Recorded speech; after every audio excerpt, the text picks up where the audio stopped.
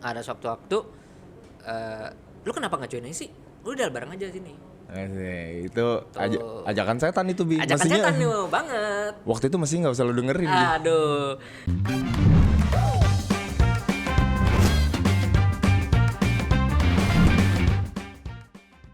Assalamualaikum warahmatullahi wabarakatuh. Waalaikumsalam warahmatullahi wabarakatuh. Seperti biasa, kita kembali lagi di podcast kegagalan. Karena biasanya di setiap kegagalan itu ada pelajaran-pelajaran yang bisa kita ambil Bi. Berat ya itu ya. Oh, Konten yang kayaknya. sangat berat sih. Tapi gitu, maksudnya gua nggak mau bikin kegagalan itu jadi jalan buntu. Mestinya itu kita harus memberi pencerahan. Kalau bukan podcast kegagalan, tapi kegagalan itu sebetulnya akan jadi awal mula dari sesuatu yang lebih baik, Bi. Iya. Gua lupa kenalin, gue Medi. Hari ini gue ditemenin sama Robi. Halo semuanya. Gua itu sudah kenal Robi lumayan lama, berarti dari tahun 2005 lulus SMP sama gua. Iya. Satu SMP. Ketemu lagi waktu gua ngejalanin usaha bareng. Usaha food pack. Iya. Sebelum menjalani food pack sih. Iya, sebelum itu kita udah mulai intens lagi juga ya. Nah, tapi apa nih Bi? Cerita yang mau lu bawa ke obrolan kita hari ini? Cerita yang mana? Gua udah cukup banyak tahu cerita lu, tapi cerita mana yang hari ini mau lu share? Kurang lebih sih kegagalan bisnis kali ya. Karena hidup gua gagal, bisnisnya itu lumayan ada banyak sih. Berarti lu gagal bikin bisnis kuliner? Yes, karena basic gua kan emang koki ya. Oke, berarti sebelum lu buka bisnis kuliner, apa yang lu jalanin, Bi? Ya, gue koki. Kebetulan terakhir gue koki untuk kerja di company itu ya di kapal. Terakhir banget gue kerja di company. Kapal pesiar gitu berarti? Pesiar. After kapal, gue dapat 3 tahun. Gue coba buka pizza karena basic gue waktu pas di kapal gue dapet station itu di pizzeria. Oh, berarti lu memang terbiasa bikin pizza waktu dari atas kapal? Iya, betul. Nah, gue coba dengan versi Indonesian taste yang ada sweetnya, yang ada yang aneh-anehnya lah ibaratnya dengan rasa-rasa Indonesia. Kadang-kadang ada yang pedesnya juga kalau gitu gue buat. Oke. Nah, kebetulan waktu pas gue bikin pizza itu, gue juga ketemu sama teman SP kita juga nih. Sebut saja Yon. Ya. Gue sensor ah. Nah, kebetulan dia sebelumnya udah buka usaha dulu sama teman-teman SMA-nya. Ya, itu di dalam rumah, halaman rumah gitu, Kak. Konsepnya pakai gue kakak lu itu. konsepnya pakai VW kombi gitu, tapi Oke, ada dining-nya gitu. Oh, tapi itu sebetulnya letaknya di dalam pekarangan. Iya, betul. Kok tahu banget sih? Ya kan gue pernah mampir. Oh, iya.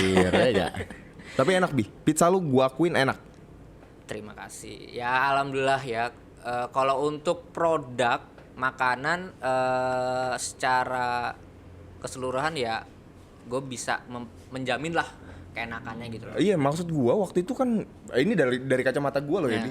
Waktu itu pizza lu kelihatannya rame dan ketika gua datang memang rasanya enak. Jadi menurut gua ada di titik ya wajar aja sih Robi rame, orang pizzanya enak. Tapi kenapa akhirnya lu ngedefinisiin itu menjadi sebuah kegagalan buat lu? Dalam banget nih nyedot rokoknya. Sebenarnya kalau dari di bisnisnya sendiri sih nggak gagal. Cuma namanya bisnis kan itu banyak faktor ya. Oke. Terutama faktor eksternal. Berarti ruang lingkup gitu. Tapi sorry Bi, waktu lu ngejalanin pizza itu berapa lama Bi? Hampir setahun lebih, setahun 2 bulanan lah. Berarti lumayan sustain dong? Iya. Secara bisnis? Iya. Tapi ada faktor eksternal yang akhirnya bikin lu merasa nggak nyaman di tempat itu usahanya. Sebenarnya sih kalau gue masih kekeh untuk bisnis ini, gue tinggal pindah tempat gitu loh. Cuma saking membawa ke mind gue, ke pikiran gue, itu bikin gue buat bisnis itu nggak enak banget gitu loh. Sejauh apa nih permasalahan ini bisa lu ceritain?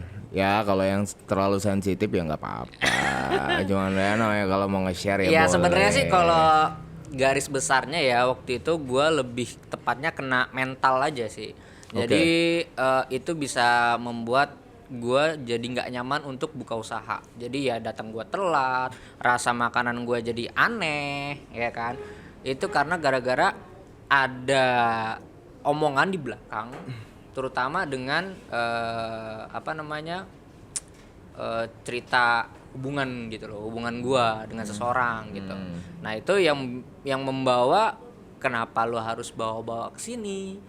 Oh berarti Gitu loh. kalau secara bisnis berarti gue bisa bilang sebetulnya nggak ada masalah, tapi faktor eksternal yang Yes. akhirnya memberikan impact Yes. ke usaha yang lu jalanin. Nah, jadi gue merasa di situ gue gagal menjalani bisnis. Kenapa? Karena mental gue yang merasa terganggu, gitu loh. Jadi Karena lingkungan yang toxic, yes. Jadi secara tidak langsung bikin lo bad mood, lo bikin jadi otak lo nggak bisa perform dengan baik, nggak bisa ngedevelop yang harusnya kayak gimana gitu loh. jadi berarti benar-benar ngaruh ke rasa. Yes, itu ngaruh banget. Nah, yang gue sesali di situ adalah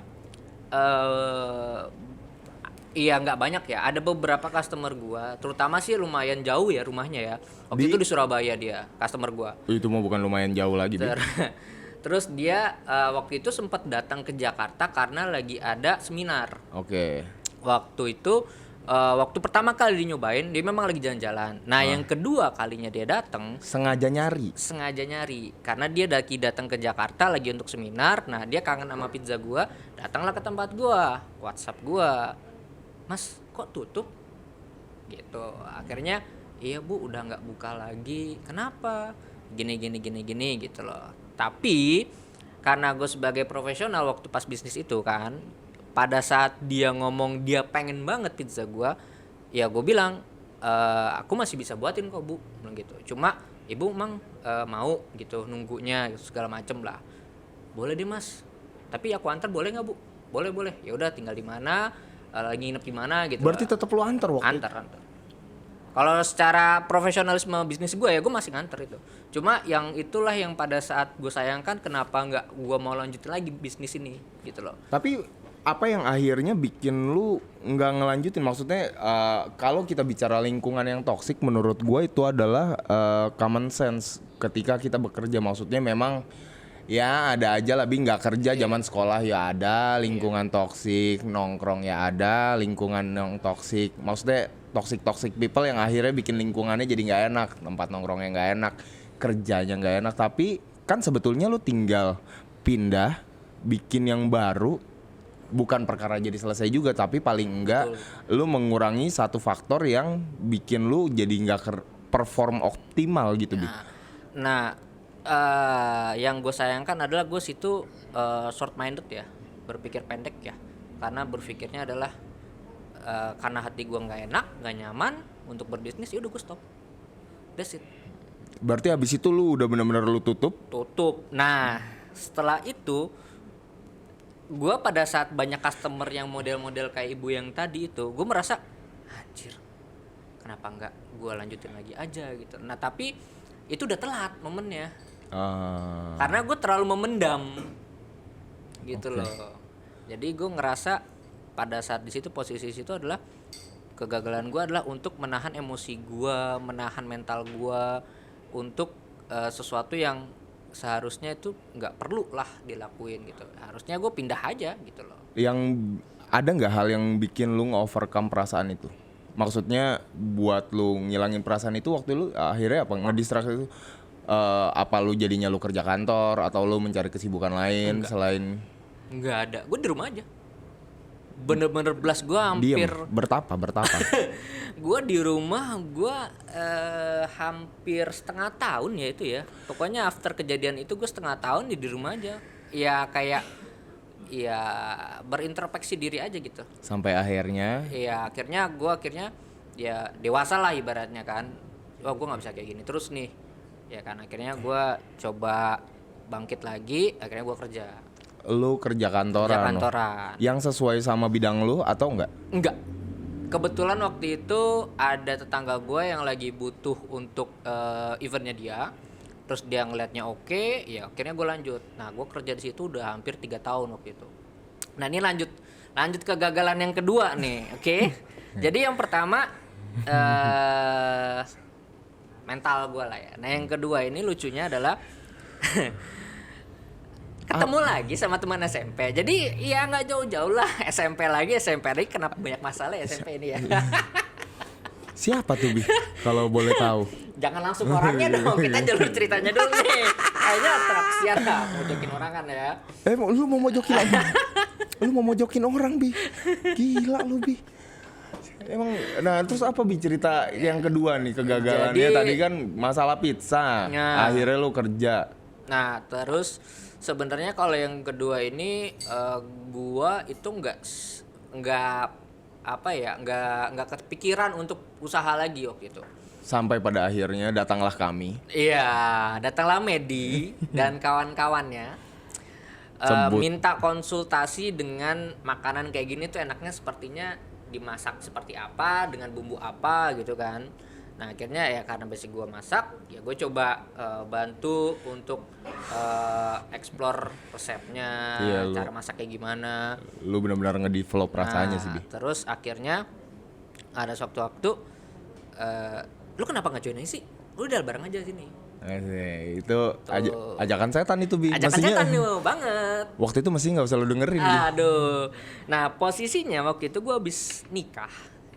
Nah di situ gue gambling untuk meninggalkan pekerjaan gue yang udah lumayan settle.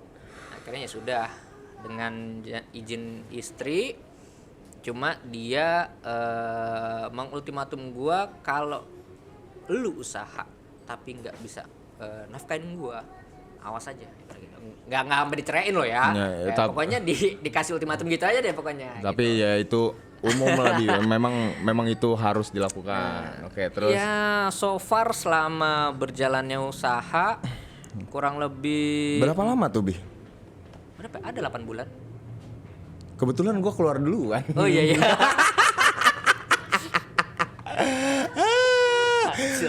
Gue jadi orang paling belakang dong keluarnya. Gue telah sadar dong. Kalau orang ngikutin podcast ini nih, pasti orang bilang nih si monyet ini nih yang biang masalah nih.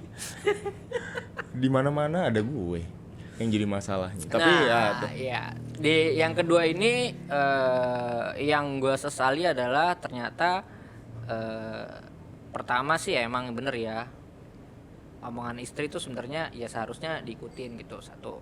Kedua, wah ini istri-istri pada demen nih dengernya nih. Nah itu bikin gue ngerasa shit, gue gagal nih sebagai suami nih di sini. Nah tapi selain itu gue juga ngerasa sebelumnya karena juga udah pernah berbisnis, gue coba menjalin hubungan secara baiklah dengan partner-partner gue ya kan.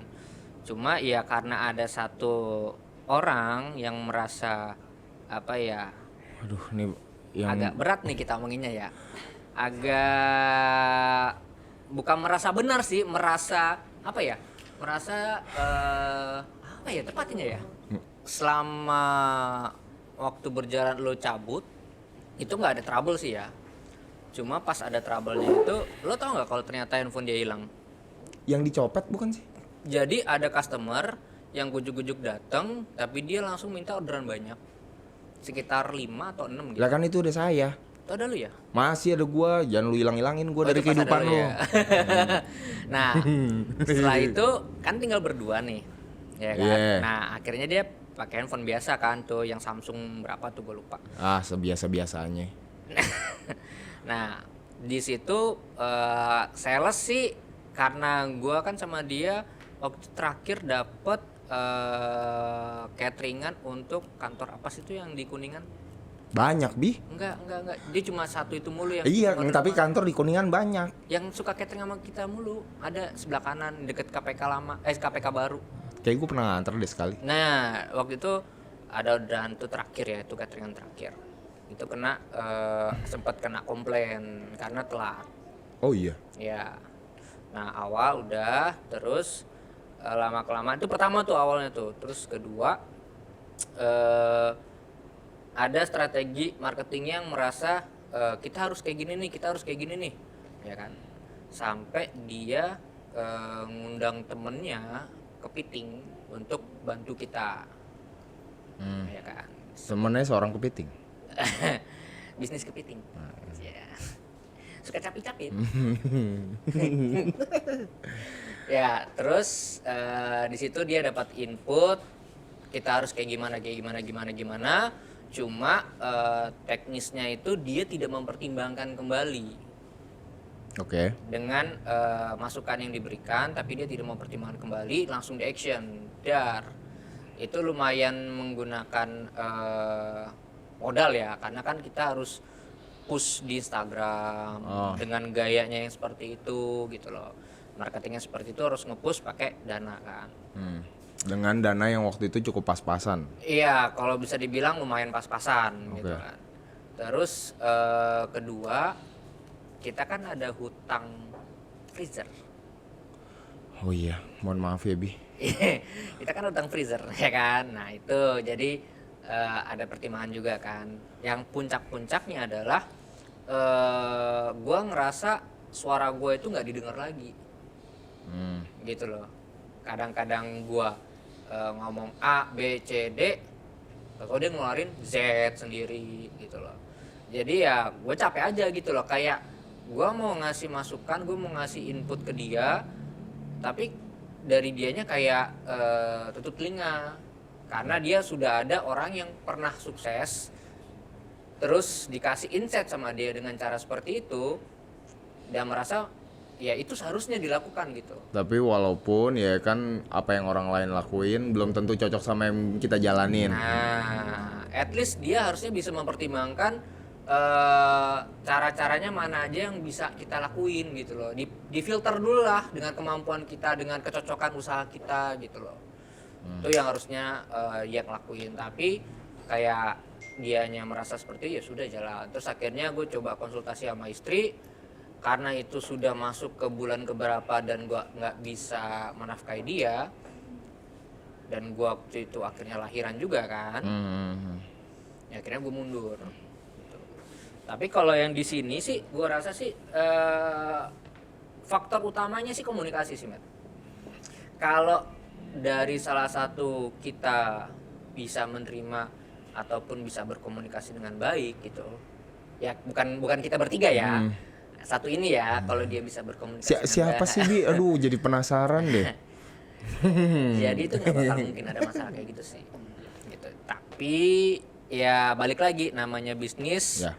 pasti kan ada ya baik buruknya, terus ada Ya pasti ada masalahnya Bi. ya gitu loh.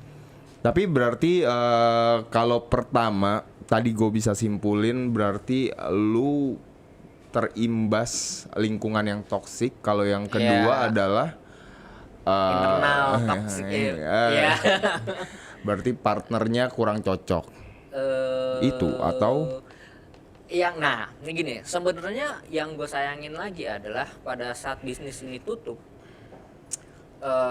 kenapa dia tidak mau apa ya, yang ngalah lah dikit lah, dengerin lah apa kata orang gitu loh, karena ini kan menyangkut dengan usaha kita bareng-bareng gitu loh. iya berarti pemilihan partner yang tepat adalah salah satu yang harus dipertimbangkan ketika kita mau mulai bisnis apapun.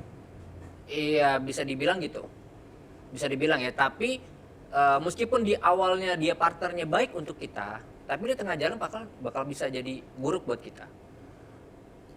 Bener nggak? Iya benar juga Nah, sih. jadi sebenarnya tuh faktornya bukan awalnya dia harus baik atau cocok dengan kita. Yang tepatnya adalah pada saat kita memulai bisnis atau menjalankan bisnis adalah yang gue dapetin di situ, satu, komunikasi, kedua, ibaratnya kayak kita naik mobil, ada gas rem. Ada yang harus kita gas, ada yang kita harus rem. Gasnya contoh, apapun yang merasa harusnya dilakukan dengan kondisi yang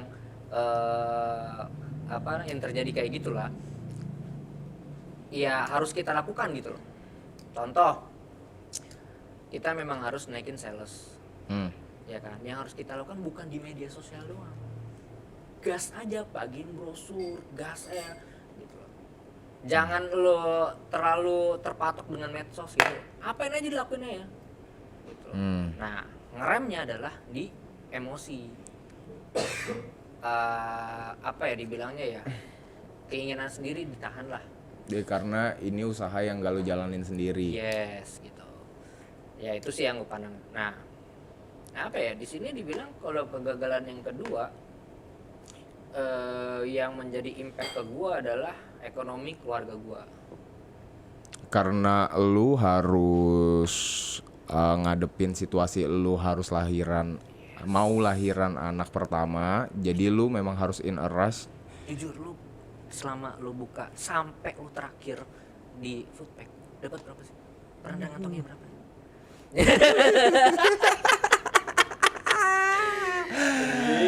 Aduh, ngutang sih banyak ya ke warung. Tapi maksudnya memang, aduh, apa ya? Nah, kalau dari kacamata gue ya,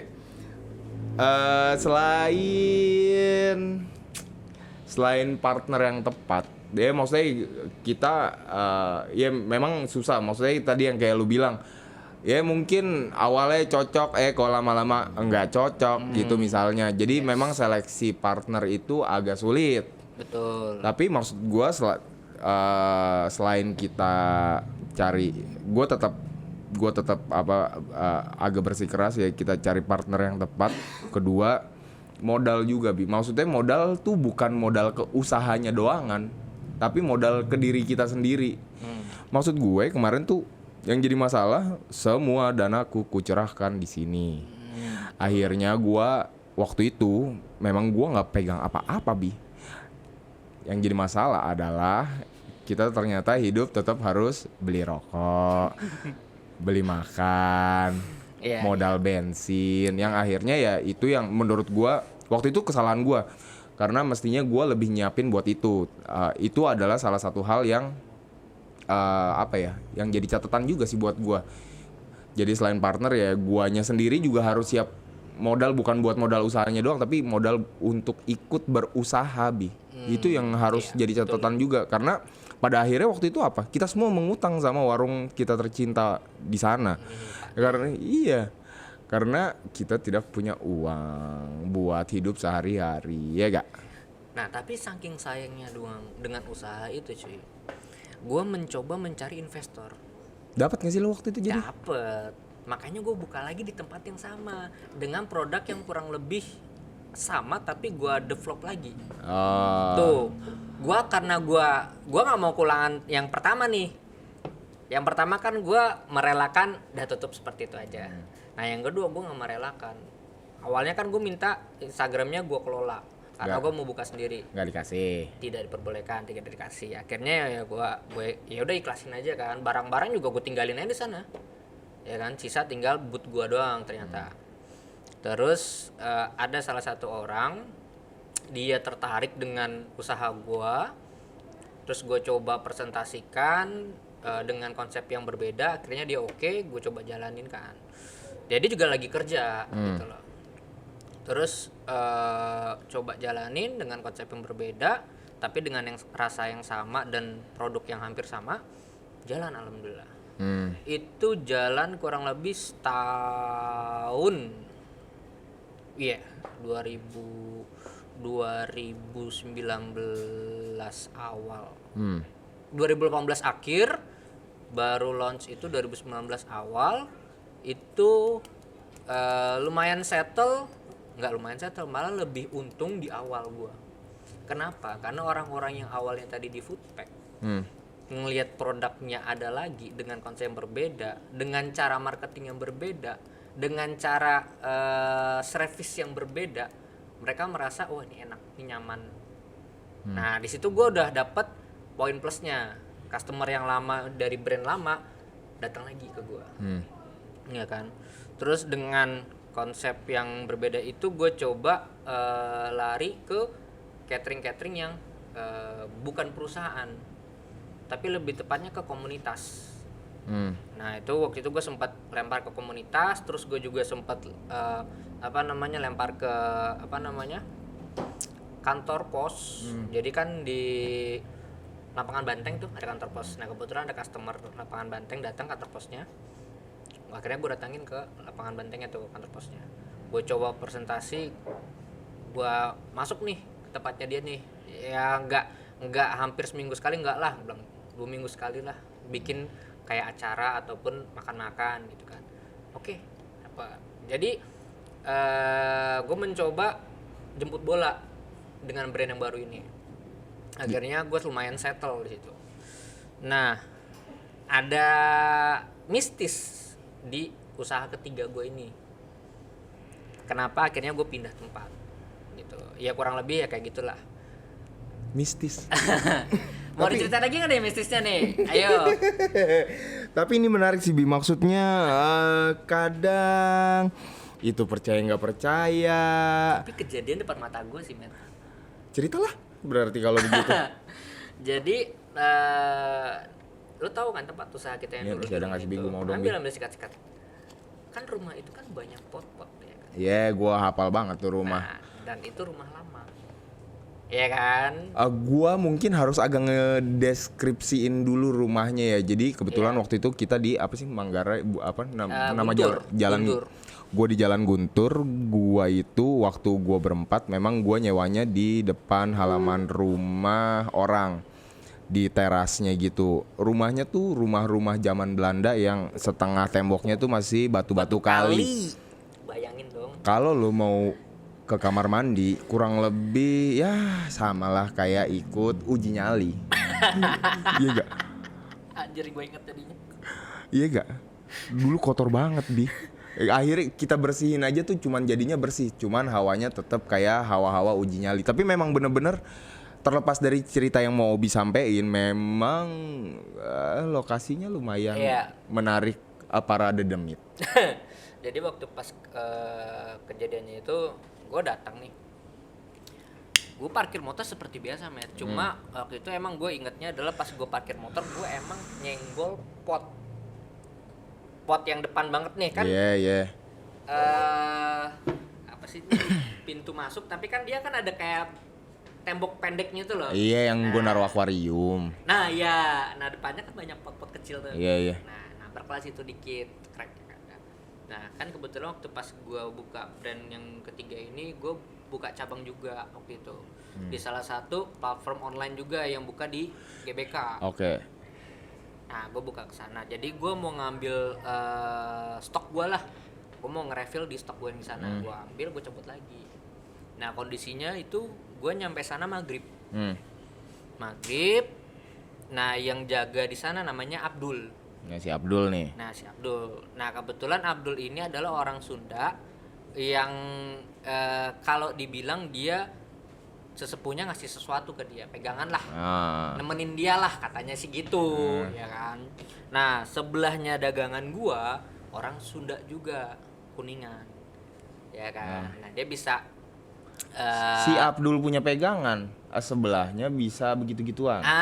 bisa melihat, Oke. bisa nyembuhin, bisa melihat lah, ya kan. Namanya panggilannya Empok. Pok. Nah, gue datang nih. Datang gue naro.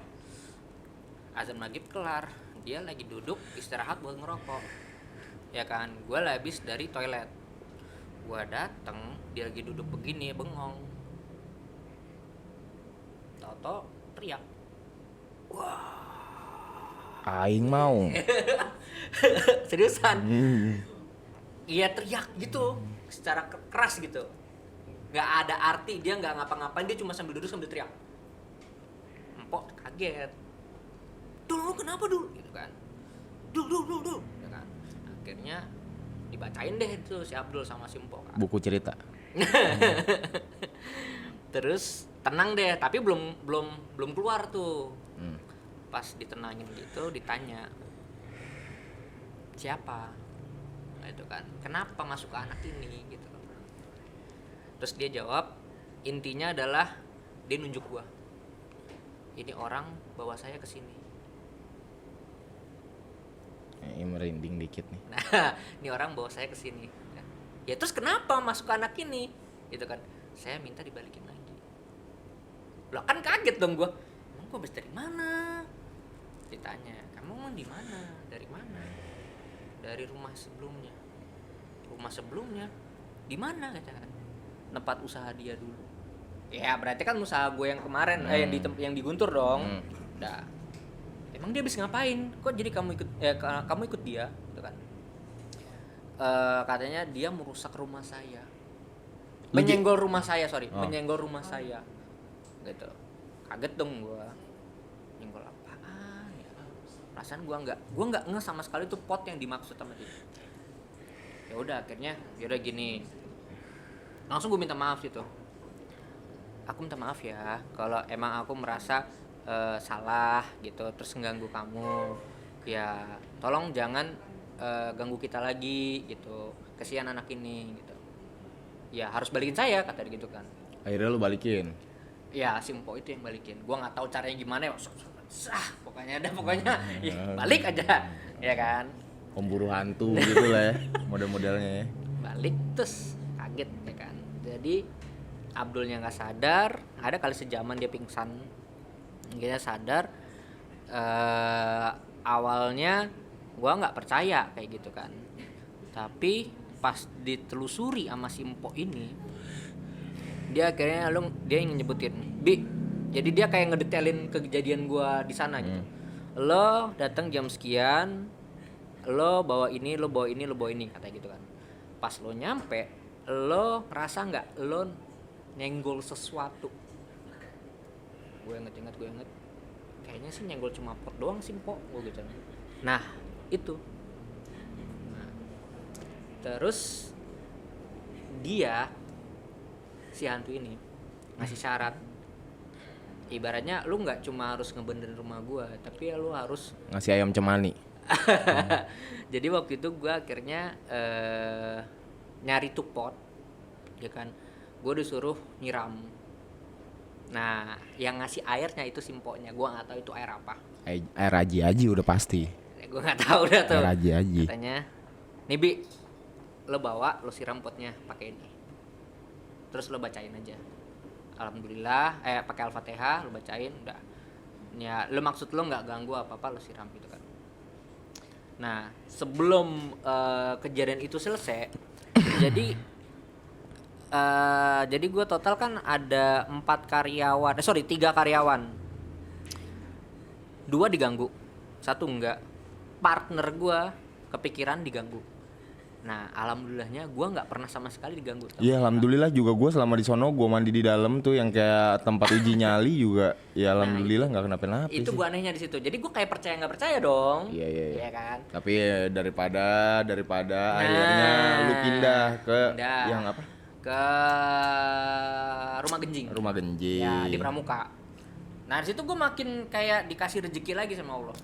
Gue ketemu sama namanya Bang Abdul. Beda sama Abdul yang kesurupan. Beda. Abdul and the Covid Yo. Oh, oke. Okay. Ya kan. Di situ gue juga akhirnya saling support lah. Nah di situ makin kenceng lagi tuh sales tuh. Tang. Wah, itu nggak ada kepikiran gue usaha bakal bangkrut lah, nyayur lah. Sampai pada akhirnya partner gue hilang. Oh. Nggak perlu gue ceritain lah hilangnya kenapa ya. Pokoknya sudah tidak ikut mengurusi bisnis ini. Iya, kurang lebih seperti itu. Ngilang, terus pas banget pandemi. Gitu loh. Tutup. Tapi sebenarnya pas pandemi itu kan sempat boleh jualan online doang. Gue sempet jualan online tuh, dapatlah 2 bulan 3 bulan kalau nggak salah. Nah itu akhirnya gue ngerasa, wah gue nggak bisa survive nih kayak gini nih, kondisi kayak gini. Terus juga partner gue juga hilang gitu aja, nggak ada omongan, nggak ada apa, nggak ada. Iya belas sama sekali, gue kerja sendiri di situ. Sampai akhirnya lu menyudahi. Nah, impactnya gue di situ adalah gue benar-benar terpuruk banget di situ. After itu gue terpuruk, gue sampai akhirnya menyayangkan itu tutup karena itu pandemi. Akhirnya gue ngegojek cuy. Lo tahu dong, gue sempat datang ke Starlet pakai baju Gojek ya kan. Terus sampai gue bilang, gue sales gue Gojek narik kenceng nih, gue bilang kan, gue dapat sekian nih. Nah itu yang sangat-sangat di masa gue paling terpuruk gitu. Iya, istri gue juga udah nggak kerja karena dia hamil yang kedua. Kecil-kecil kenceng juga lo ya. Sekarang 3, makanya tadi gua kasih makanan banyak. Jos terus. Oh, keempat tuh. Janganlah. Sudah cukup. Ada takutnya juga lo jadi orang. Jadi yang ketiga ini yang gua merasa gagal adalah mempertahankan kepercayaan.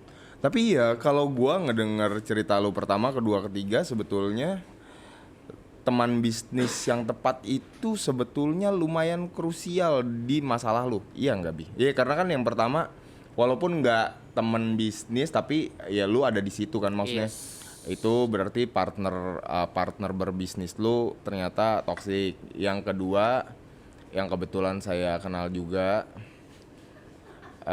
ternyata agak keras kepala kalau dari cerita lo nih ya, bukan dari cerita gua lo.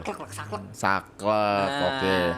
Yang ketiga itu kan berarti hilang tanpa jejak. Ya, jadi kayak gue kayak hilang tangan kanan gue gitu loh. Iya, maksud berarti ya pemilihan, tapi ya balik lagi sih menurut gua memang agak susah buat nge-screening partner yang tepat buat usaha, tapi paling enggak ya itu akan jadi note lu ke depan ketika misalnya nanti lu akan usaha lagi. Tapi lu akan coba usaha lu sekarang kerja kantor kan? Kerja kantor. Di bidang yang sesuai. Bidang F&B juga. Walaupun lu udah nggak masak. Ya, lebih ke manajemennya. Oke, tapi kalau ada kesempatan lu mau coba lagi, Bi, buat buka usaha kuliner? Mau, tapi nggak apa ya, nggak konsep yang ecek-ecek ya. Maksudnya lu mau gede-gede sekalian Yes. gitu, dengan misalnya ada yang nyuntik dana, lu Yes. ngelola yang gede sekalian. Oke, berarti Kenapa? Karena itu akan menjadi akhir untuk bisnis gue. Jadi gue berpikir gue kalau mau bisnis lagi ya udah nih ya, the last gue akan berbisnis. Jadi gue harus Ya, jor-joran di situ. udah nggak ada sesi coba-coba lagi berarti. Yes, udah nggak ada. Ya, even gue punya partner gue bermasalah, ya gue akan tetap fight sendiri. Oke, Bener-bener fight sendiri. berarti lu nggak bakal kapok dengan apa yang pernah lu lewatin ya? Iya. Ya, dengan pertimbangan yang baru. Yes. Ya, insya Allah dengan pengalaman-pengalaman kegagalan yang gue alamin, dengan cara pola pikir gue yang sudah Lebih matang. gue akan coba jalanin itu. Bi, tapi kan banyak nih teman-teman yang baru mau mulai usaha makanan. Daku pun baru usaha makanan. Tapi maksudnya apa sih, Bi, kiat lu sebagai, lu kan pernah jadi chef, lu pernah ngejalanin usaha makanan, bahkan lu sekarang kerja kantoran juga bidangnya F&B nih. Apa sih, Bi, pesan-pesan buat teman-teman yang baru mau coba mulai coba mulai bisnis makanan? Ya, sebenarnya sih ini bukan buat bisnis makanan doang ya. Tepatnya orang yang untuk mulai berbisnis, pertama mental. Mental tuh harus kalian siapkan. Kenapa? Karena banyak hal yang akan lo alamin pada saat berbisnis. Dan kadang nggak lu siapin. Nah, mental lo nggak akal tahu kalau lo kok bisa jadi hal kayak gini nih. Oke. Nah, mental lo nggak siap. Nah, itu akan berdampak ke bisnis lo. Itu satu. Kedua ya emang salah satunya finance ya. Lebih tepatnya kayak lo tadi bilang, lo boleh modalin usaha lo, tapi lo juga harus modalin diri lo sendiri untuk operasional lo sendiri lo ya. Belum buat Operasional hidup lo sendiri. Belum buat kalau misalnya buat teman-teman yang udah berkeluarga ya Yes. harus mempertimbangkan ada cadangan uang selama bisnisnya belum berjalan optimal berarti Ya, gitu, Bi. tepatnya kalau di dunia investasi ada namanya uang dingin. Ya duit buffernya kan. Nah, ya kurang lebih kayak gitu sih. Terus ketiga, mungkin kalau dibilang manajemen bisnisnya itu mungkin bisa learning by doing ya.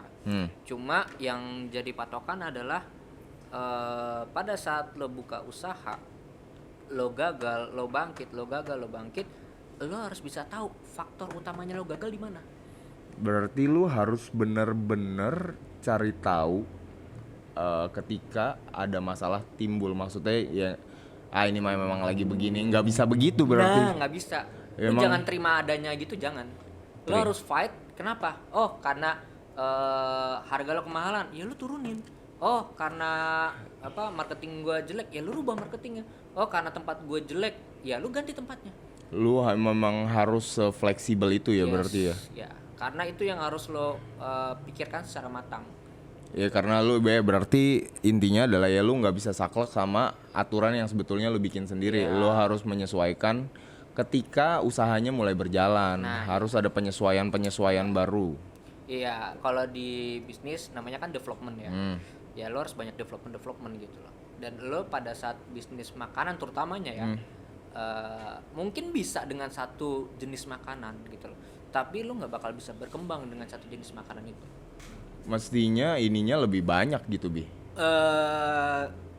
Dibilang banyak enggak sih? Kita harus pertama memang kalau makanan harus ngikutin tren ya satu. Kedua, lo harus banyak variasi makanan. Karena semua orang itu pasti rasanya berbeda-beda, dia maunya berbeda-beda.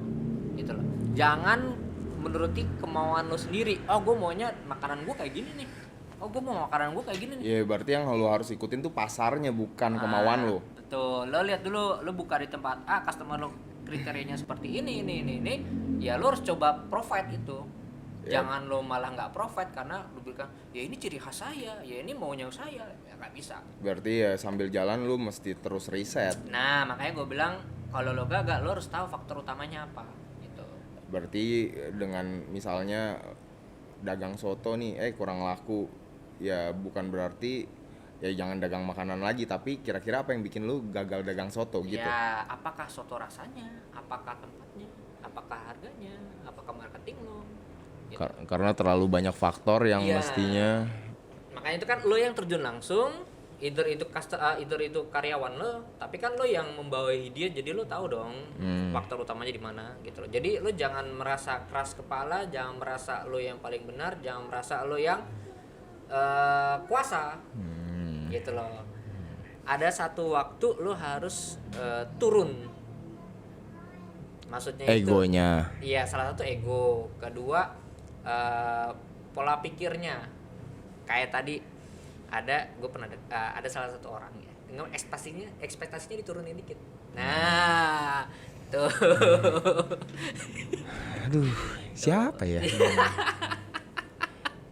Gitu, itu benar. Karena kalau lo sudah menetapkan target, terus lo targetnya lo kejar terus, bro, lo tuh nggak bisa mencapai target itu, lo turunin aja. Karena kenapa? Lo merasa akan menjadi beban buat hidup lo pada saat itu nggak capai target.